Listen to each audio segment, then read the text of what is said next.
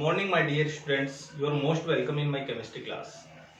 Students, आज का हमारा टॉपिक है physical property of halo alkane and hello arene. Halo alkane और हेलो एरीन के भौतिक गुण, और दोनों के ही भौतिक गुणों को हम लोग साथ साथ लेकर पढ़ेंगे। सबसे पहला भौतिक गुण है अवस्था, मतलब स्टेट। स्टूडेंट्स, हमको अच्छे से पता है कि जो स्टेट्स होती है वो तीन होती है, या तो सॉलिड होती है, या फिर लिक्विड होती है, या फिर गैस होता है।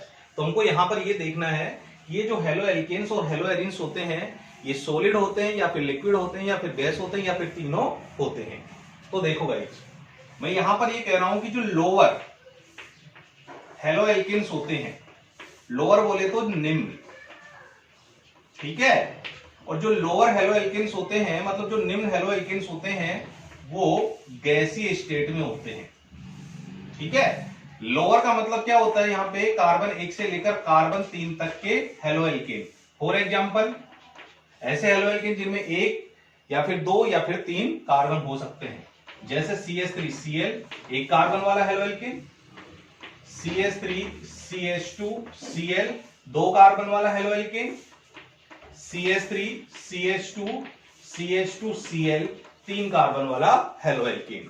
तो 1 से लेकर 3 तक के जो कार्बन होते हैं वो लोअर हेलो एल्केन, 1 से लेकर 3 तक के जो कार्बन वाले हेलो एल्केन्स होते हैं वो लोअर हेलो एल्केन्स कहलाते हैं, और ये कौन सी स्टेट में होते हैं, गैसीय स्टेट में होते हैं।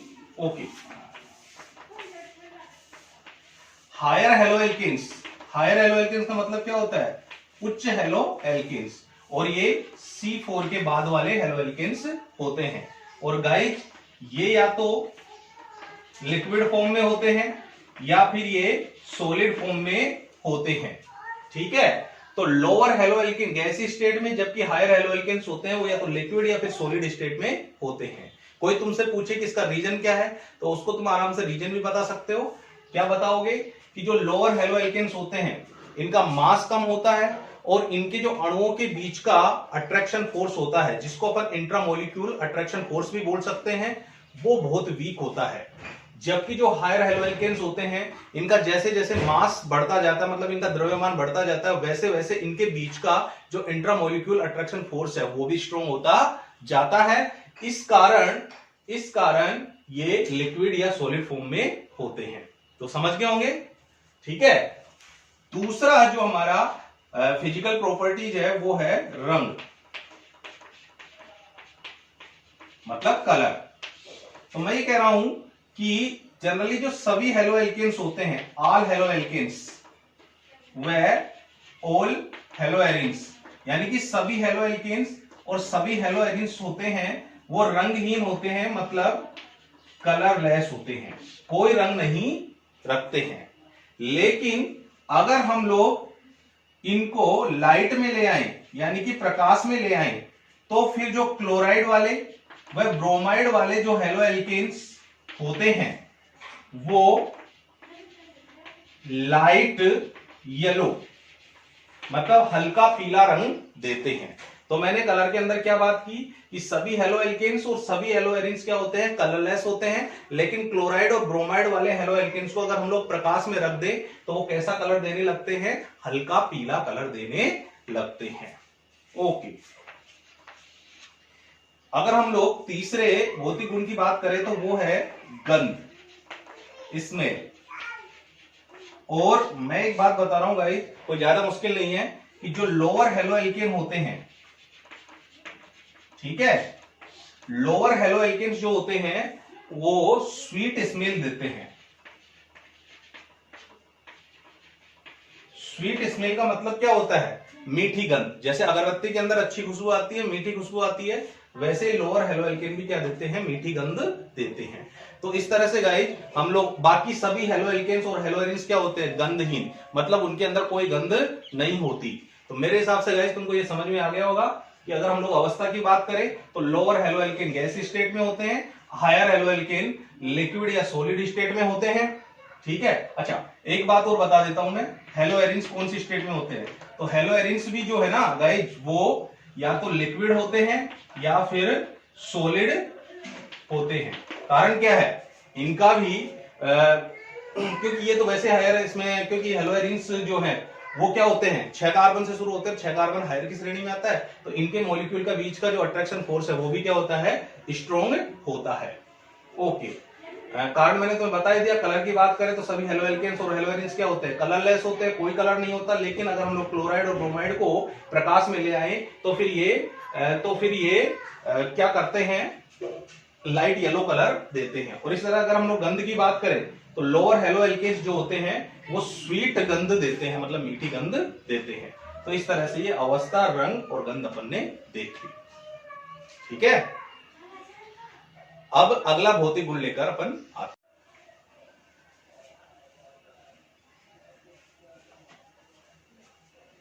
हाँ तो गाइज हम लोग पहला भौतिक गुण देख चुके हैं, अब दूसरा भौतिक गुण देखते हैं। और दूसरा भौतिक गुण या फिजिकल प्रॉपर्टीज है, बड़ा इंपॉर्टेंट है, बॉइलिंग पॉइंट।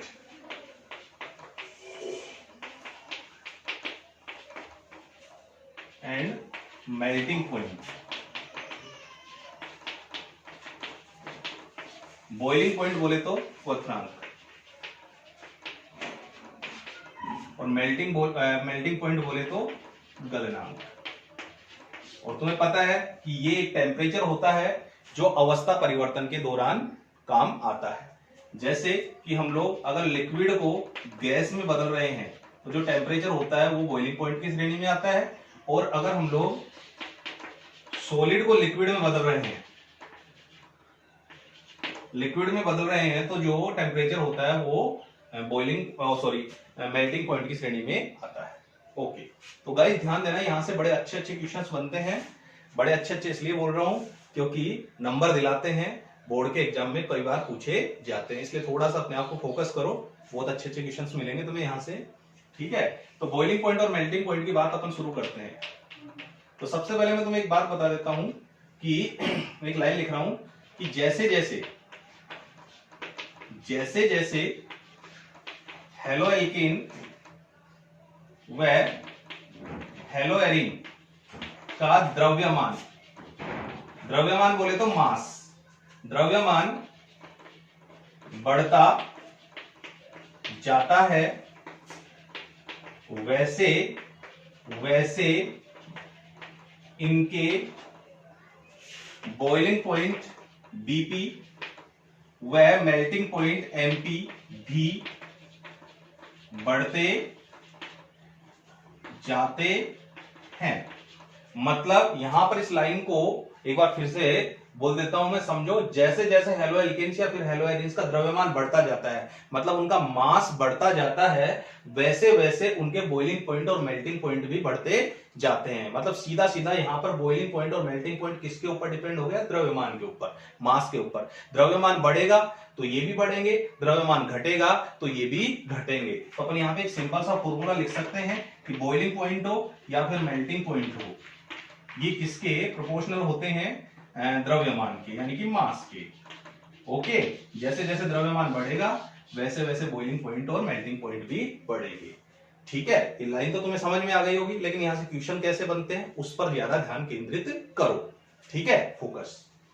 जैसे कि सपोज करो कि तुम्हारे सामने ये है CH3 CH2, जैसे मैं ये लिख देता हूं CH3Cl CH3 CH2 Cl CH3 CH2 और CH2 Cl। ओके गाइस, तुम्हारे सामने इस तरह से एग्जांपल आ जाएंगे परीक्षा में कि जैसे कि ये 3 एग्जांपल दे दिए और वो पूछेगा कि बताइए किसका बॉइलिंग पॉइंट अधिक है और किसका कम है, या फिर किसका मेल्टिंग पॉइंट अधिक है और किसका कम है। तो तुम्हें यहां पर देखना है इनका द्रव्यमान। ठीक है, मतलब मास देखना है। बताओ, क्लोरीन तो सभी के अंदर है। ओके, तो क्लोरीन का तो कोई इफेक्ट पड़ेगा नहीं, लेकिन कार्बन और हाइड्रोजनों की संख्या जिसमें सबसे ज्यादा होगी, मतलब परमाणुओं की संख्या जिसमें सबसे ज्यादा होगी उसका द्रव्यमान सबसे अधिक होगा, और जिसके अंदर कम होगी उसका द्रव्यमान कम होगा। तो देखिए, इसके अंदर एक हाइड्रोजन एक कार्बन और 3 ही हाइड्रोजन है, इसके अंदर 2 कार्बन 5 हाइड्रोजन है, इसके अंदर 1 2 3 कार्बन और 3 2 5 और 2 7 हाइड्रोजन है, यानी कि सबसे ज्यादा कार्बन और हाइड्रोजन इसमें है। ठीक है, तो इसका मतलब क्या हुआ, इसका मतलब ये हुआ कि इसका मॉलिक्यूल वेट यानी कि इसका द्रव्यमान, जिसको हम लोग मास भी कह सकते हैं, वो सबसे ज्यादा है और इसका मास सबसे कम है। तो सबसे ज्यादा मास इसका है, सबसे ज्यादा द्रव्यमान इसका है, तो बताओ बॉइलिंग पॉइंट या मेल्टिंग पॉइंट सबसे ज्यादा किसका होगा, इसी का होगा। फिर उससे कम इसका होगा, सबसे कम इसका होगा। मतलब सिंपल सी बात है कि जिसका द्रव्यमान ज्यादा उसका बॉइलिंग पॉइंट और मेल्टिंग पॉइंट भी ज्यादा। अच्छा, एक टाइप से इस तरह से भी क्वेश्चन पूछा जा सकता है, जैसे CH3Cl, CH3Br, ओके, CH3 और I। अब इसके अंदर देखो गाइस कि कार्बन और हाइड्रोजनों की संख्या तो बराबर है, यानी कि एल्किल समूह जो है वो मैथिल है, तीनों के अंदर समान है। तो अब इससे तो मास को अंदाजा नहीं लगेगा, तो फिर तुम्हें देखना क्या है, हेलोजन। तो बताओ इसमें क्लोरीन है, इसमें ब्रोमीन और इसमें आयोडीन है। ठीक है, ये तो सेम है CH3 CH3 CH3। अब क्लोरीन, ब्रोमीन और आयोडीन में देख लो किसका मॉलिक्यूल वेट ज्यादा होता है। तुम्हें पता है आयोडीन का मॉलिक्यूल वेट ज्यादा होता है, फिर उससे कम ब्रोमीन का होता है, सबसे कम किसका होता है, क्लोरीन का। तो कुल मिलाकर बताओ कौन से हेलोएल्किन का मास ज्यादा हो गया, इसका। तो इसका ज्यादा हो गया तो इसका फिर बॉइलिंग पॉइंट या मेल्टिंग पॉइंट भी ज्यादा, उससे कम इसका और सबसे कम इसका। ओके, तो इस तरह से अगर क्वेश्चन आएगा तो आई होप कि तुम अच्छे से कर दोगे कि हेलोएल्किन और हेलोएरिन्स का जो द्रव्यमान है उसके ऊपर डिपेंड होता है बॉइलिंग पॉइंट और मेल्टिंग पॉइंट। जैसे जैसे द्रव्यमान बढ़ेगा वैसे वैसे बॉइलिंग पॉइंट और मेल्टिंग पॉइंट भी बढ़ेगा। ओके गाइस, अच्छा, इसमें से एक टाइप का क्वेश्चन और बनता है, ध्यान देना भाई। द्रव्यमान को देखकर तुम लोग तुरंत डिसाइड कर दोगे, लेकिन एक टाइप का एग्जांपल और आता है और उसके अंदर तुम्हें तुम क्या होगा कि कंफ्यूज हो जाओगे, लेकिन कंफ्यूज होना नहीं है। कैसे कंफ्यूजन दूर करोगे वो मैं तुम्हें बताता हूं। ओके, मैं इसको मिटा दूं, एक बार चाहो तो स्क्रीनशॉट ले लो। ओके,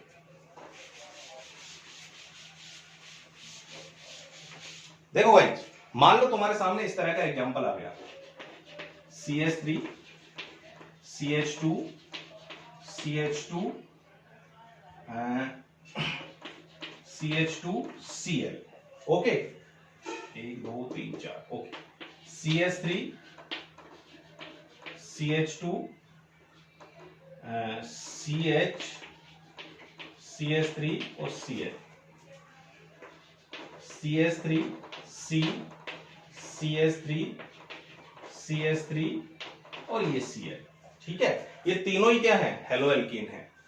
और अब तुमसे पूछ लिया जाए कि बताइए इसमें किसका बॉइलिंग पॉइंट ज्यादा और किसका बॉइलिंग पॉइंट कम है, या फिर किसका मेल्टिंग पॉइंट ज्यादा है और किसका मेल्टिंग पॉइंट कम है। तो कैसे आंसर दोगे, तुम्हारे दिमाग में तुरंत आएगा कि सर ने बताया था कि जिसका मास ज्यादा होता है, जिसका द्रव्यमान ज्यादा होता है, उसका क्वथनांक या फिर गलनांक ज्यादा होता है। तो तुम मास को गिनने बैठोगे, लेकिन इस पे गौर करो कि इन सबके अंदर मास बराबर है। कैसे बराबर है, देखो सभी के अंदर 4 कार्बन है, अभी काउंट करके देखेंगे, सभी के अंदर 9 हाइड्रोजन है और सभी के अंदर 1 क्लोरीन है। काउंट करके देख लो, 1 2 3 4 कार्बन है, हाइड्रोजन कितने हैं, 3 2 5 2 7 और 2 9 हाइड्रोजन है और 1 क्लोरीन है। इसको भी देखो, 1 2 3 4 कार्बन है, 3 2 5 5 और 3 8 और 1 9 हाइड्रोजन है और 1 क्लोरीन है, वही सेम फॉर्मूला।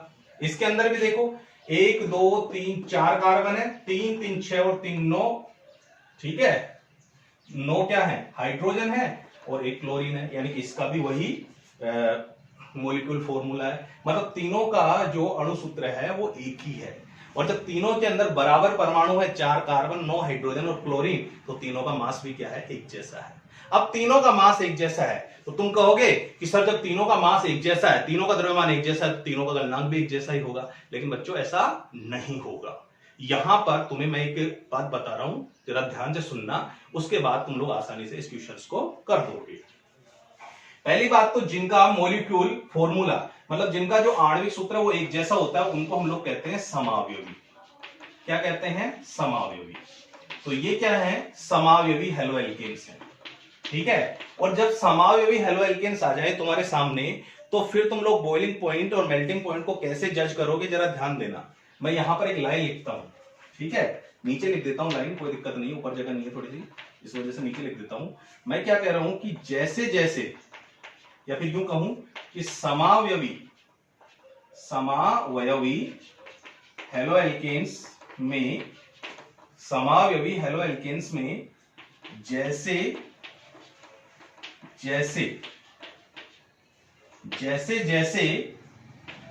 साइड चेन,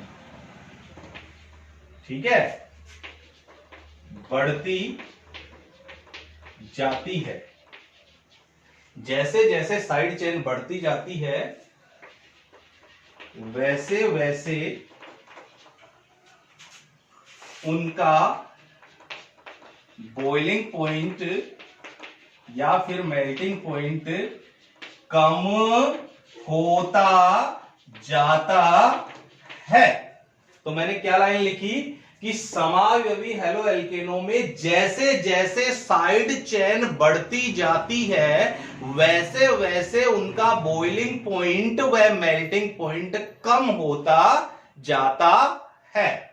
ठीक है, तो साइड चेन बढ़ती जाती है। साइड चेन का मतलब साइड चेन की संख्या। ठीक है, तो बताओ किसमें साइड चेन सबसे ज्यादा है? तो अगर तुम लोग देखोगे तो इसमें तो कोई भी शाखा नहीं है ना, मतलब कोई भी साइड चेन नहीं निकल रही, तो इसमें तो साइड चेन क्या हो गई? 0। अगर इसमें देखोगे तो बताओ एक साइड चेन निकल रही है, बताओ ये नीचे निकल रहा है, तो इसमें कितनी साइड चेन हो गई? 1। और इसमें बताओ सीधी श्रृंखला ये है, तो इसमें कितनी साइड चेन निकल रही है? 1 और 2, तो इसमें कितनी साइड चेन हो गई? 2 साइड चेन हो गई। तो बताओ सबसे ज्यादा साइड चेन किसमें है? इसमें। तो मतलब साइड चेन बढ़ेगी तो बॉइलिंग पॉइंट और मेल्टिंग पॉइंट कम होगा। ठीक है, मतलब जिसमें बिल्कुल भी साइड चेन नहीं है उसका बॉइलिंग पॉइंट और मेल्टिंग पॉइंट सबसे ज्यादा है, और जिसके अंदर साइड चेन ज्यादा है उसका बॉइलिंग पॉइंट और मेल्टिंग पॉइंट सबसे कम है।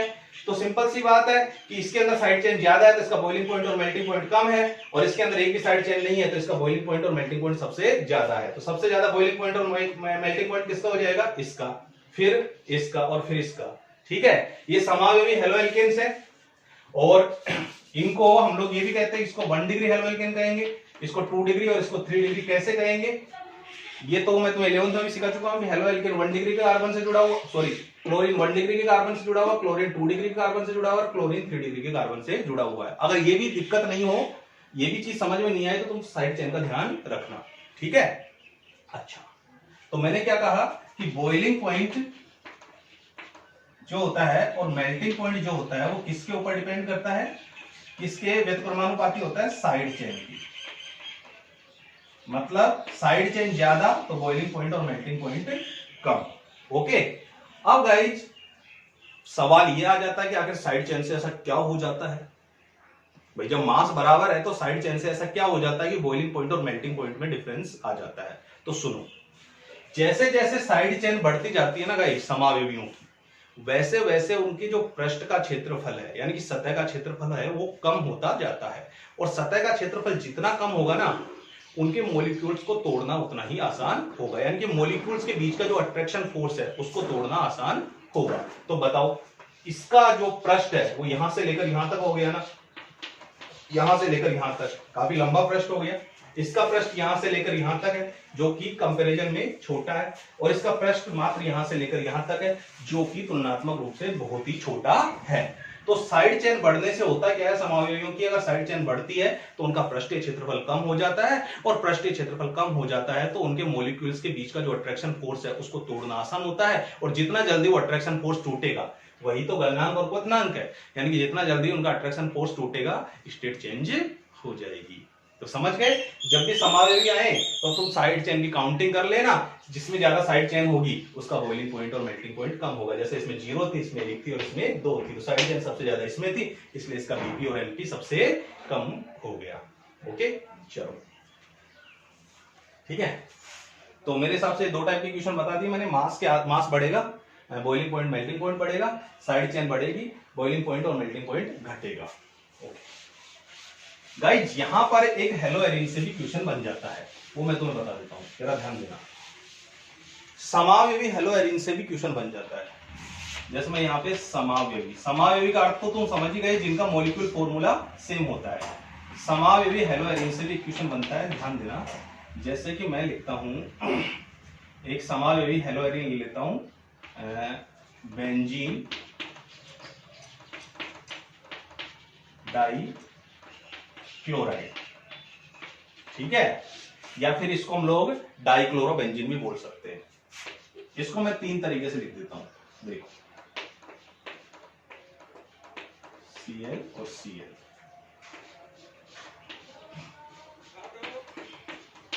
Cl और Cl,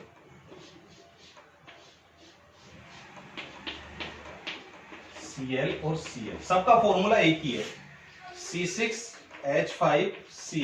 सबका यही फॉर्मूला है, सेम है।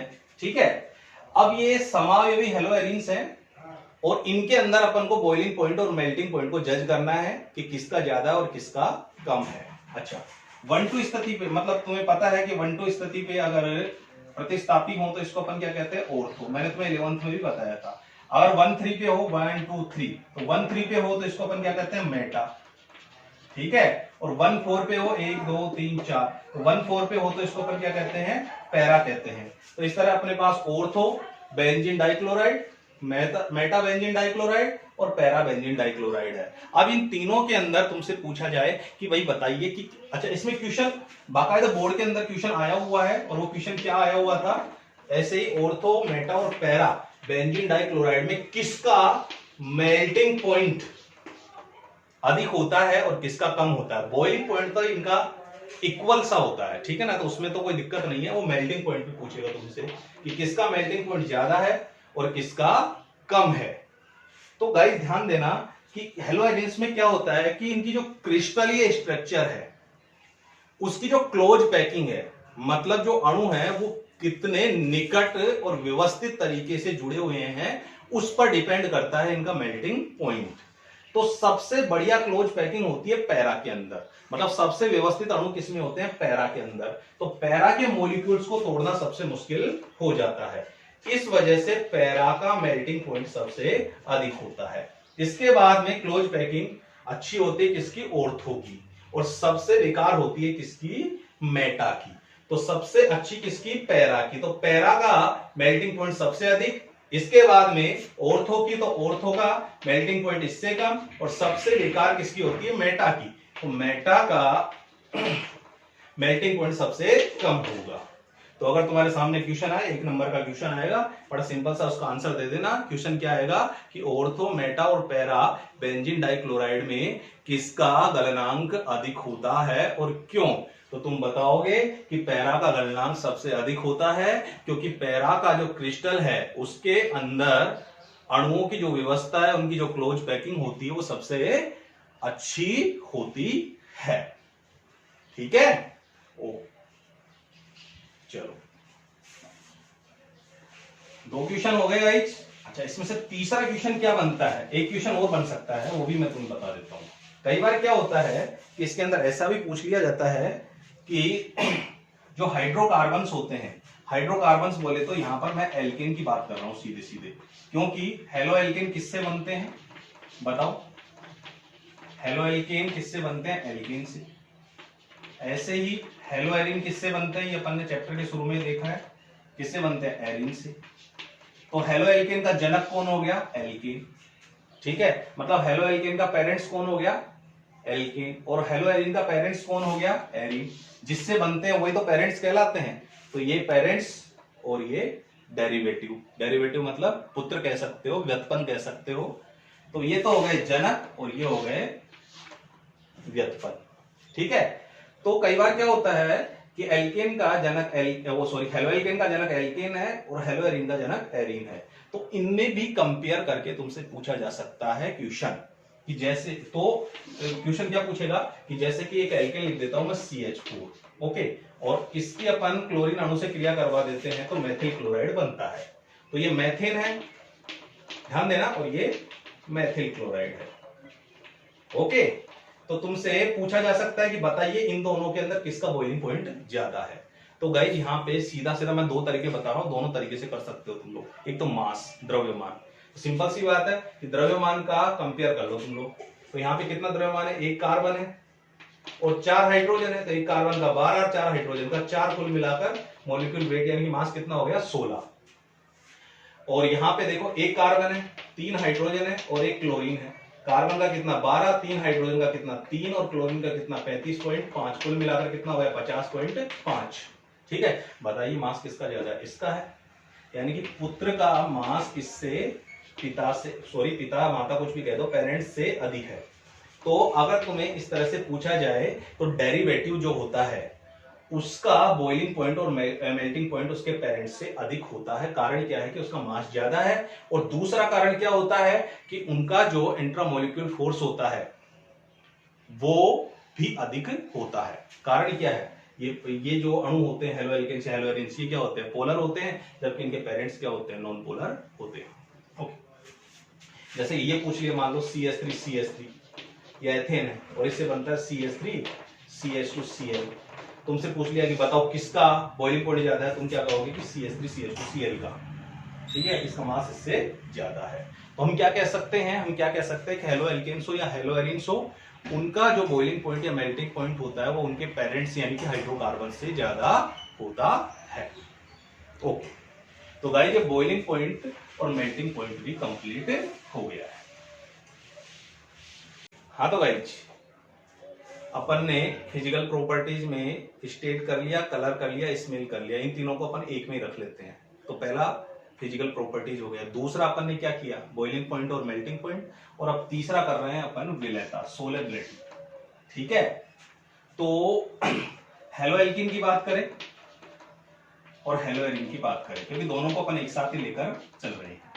तो हेलो एल्कीन और हेलो एरिन्स की अगर अपन नेचर जानना चाहें तो हमको अच्छे से पता है कि ये कौन से नेचर के कंपाउंड है, ये है ध्रुवीय अणु। कैसे अणु है, ध्रुवीय अणु है या फिर ध्रुवीय यौगिक है, पोलर है। और हम लोग इनकी विलयता देखना चाहते हैं सबसे अच्छे विलायक में। गाइस सबसे अच्छा विलायक कौन होता है, जल। ओके, तो जल यानी कि H2O। ओके, तो H2O भी, H2O के अंदर इसकी विलयता देखते हैं। H2O का भी अगर हम लोग नेचर जानना चाहें तो अच्छे से पता है, 11th में पढ़ चुके हैं कि इसका नेचर भी क्या होता है, पोलर, यानी कि ये भी ध्रुवीय होता है। ठीक है, और एक बात हमको अच्छे से पता है कि समान समान को घोलता है, मतलब अध्रुवीय अणु को घोल सकते हैं या फिर ध्रुवीय अणु को घोल सकते हैं। तो इस लाइन के आधार पे तो हम लोग बड़ा सीधा सा आंसर दे देंगे कि भाई हेलो एल्केन और हेलो एरिन ध्रुवीय होते हैं और जल भी ध्रुवीय होता है, अतः ये आसानी से जल में घुले जाएंगे। लेकिन गाइस अगर हम लोग ऐसा करते हैं तो हमारा आंसर गलत हो जाएगा। ठीक है, कहने का मतलब यहां पर यही तो क्वेश्चन है, यही तो कमाल का क्वेश्चन बनता है कि हेलो एल्केन्स और हेलो एरिन्स ध्रुवीय अणु होते हुए भी ध्रुवीय जल में नहीं घुलते हैं, क्यों? ठीक है, तो गाइस हमको एक अच्छे से एक बात पता है जो मैंने तुम्हें 11th में भी बताई है कि जो जल है वो ये कहता है कि जो मेरे अंदर घुलने वाला है, मैं नहीं जानता कि वो ध्रुवीय है कि अध्रुवीय, और मुझे इससे कोई फर्क भी नहीं पड़ता है। मैं हर उस कंपाउंड को अपने अंदर घोलता हूं जो मेरे साथ हाइड्रोजन बंध बनाता है। ठीक है, देखो सुनो जल का स्टेटमेंट, जल क्या कहता है, मैंने सुना है तुम भी सुनो। जल क्या कहता है कि मुझे मेरे अंदर जो घुलने वाला है यौगिक वो ध्रुवीय है या अध्रुवीय, इस बात से मुझे कोई लेना देना नहीं है। मेरे अंदर हर वो यौगिक घुलेगा जो मेरे साथ हाइड्रोजन बंध बनाएगा।